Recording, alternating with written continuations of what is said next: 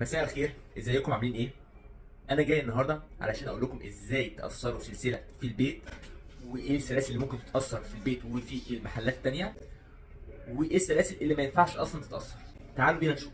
اول حاجة لازم افهمها لكم الادوات دي عامة، ده اسمه قصاج، نفس الكلام ده اسمه قصاج برضو، ده اسمه قواصيج، ده اسمه شيفت او ناس بيقولوا عليه جيفت، وفي ناس برضو بيقولوا عليه ملقاط. ده ممكن تلاقيه في البيت عادي خالص. الملقاط ده هنحتاجه برضو وهنستخدمه.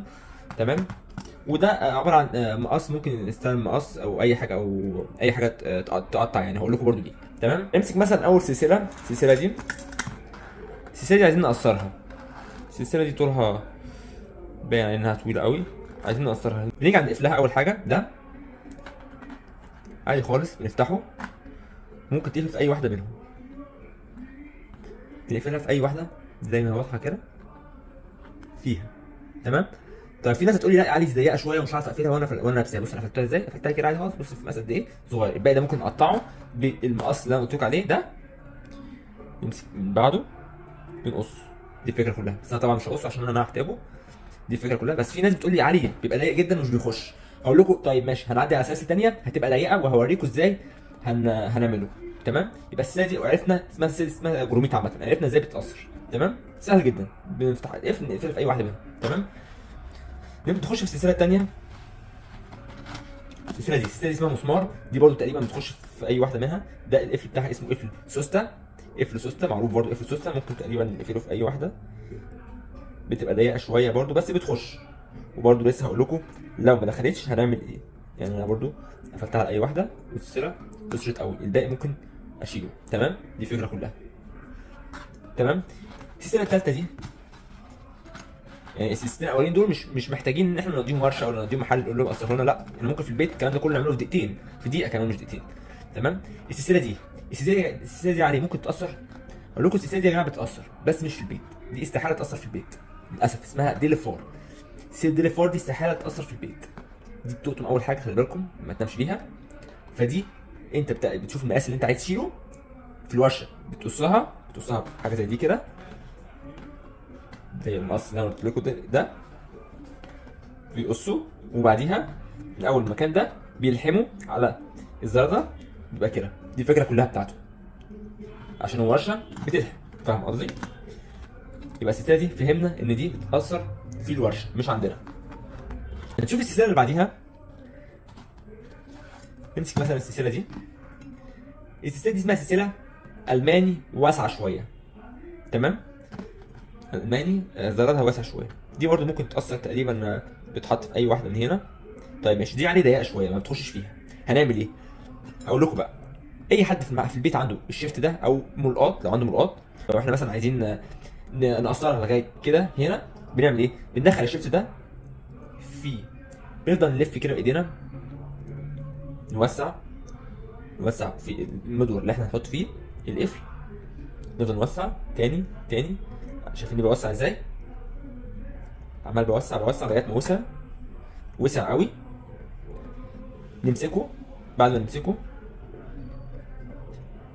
هتلاقي القفل دخل بسهوله جدا. طبعا لو قصينا الباقي هيوسع اكتر، عشان الباقي واخد مساحه من المدور ده اهو. بصوا بقى وسع ازاي. وسع شويه حلوين. طبعا مش باينه قوي في الصوره، بس هو بجد والله وسع. تمام. وقصرناه. فدي ميزه الشيفت او الملقاط. اي حد عنده ملقاط بيدخل الملقاط ده في المدور بتاع السلسله وبيقفله بالقفل السوستي ده. دي فكره الملقاط. تمام. طبعا السلسله اللي بعدها دي ما فيهاش اي كلام، ممكن نقفلها اي واحده فيهم زي ما قلت لكم فكره. في سلاسل زي السلاسل دي برضو ما ينفعش تتاثر ابدا نهائي الا في الورش عامه. لازم تتاثر من هنا وبعدين تتلحم عادي خالص كده. تمام. في السلسله دي برضو زي ما انا قلت، بنوسعها. المداول بتاعتها صغيره خالص. شايفينها عامله ازاي؟ يعني ده الاكستنشن، ده سلسله التطويل الاول. احنا عايزين نقفلها اضيق كمان من سلسله التطويل. نعمل ايه؟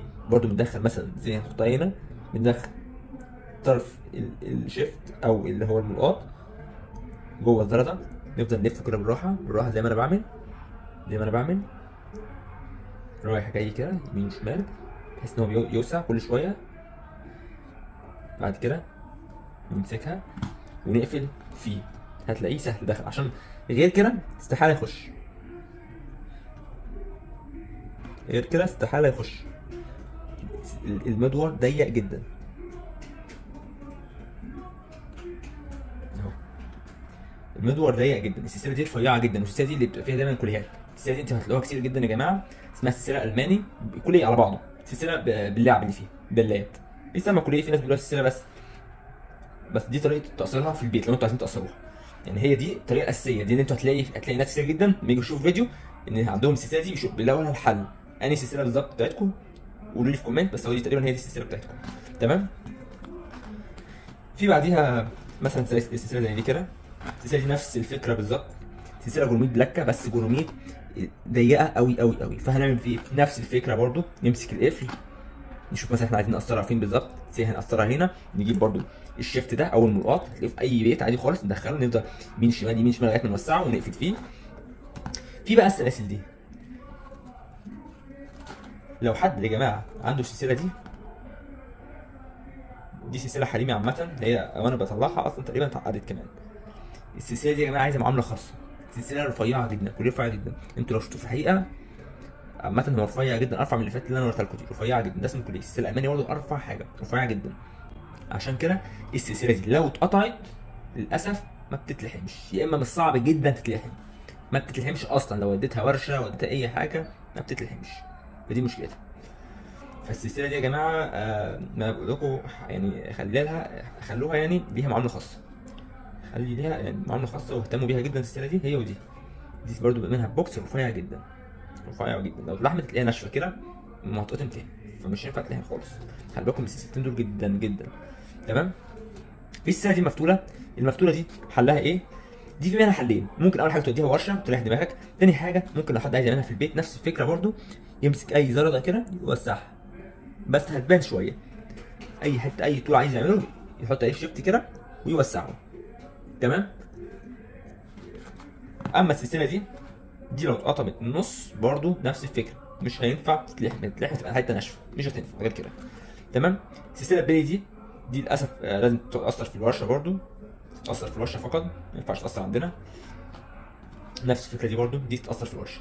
كده اكون قلت لكم معظم السلاسل او انواعها، واللي هي اللي ينفع نقصرها في البيت هنا واللي ينفع نقصرها في الورشه، والسلاسل اللي ما ينفعش اصلا تتاثر. لو في اي حد عنده سؤال او اي حاجه يكتبه لي على الكومنت، ما تنسوش تعملوا لايك وسبسكرايب لو الفيديو عجبكم، وشكرا.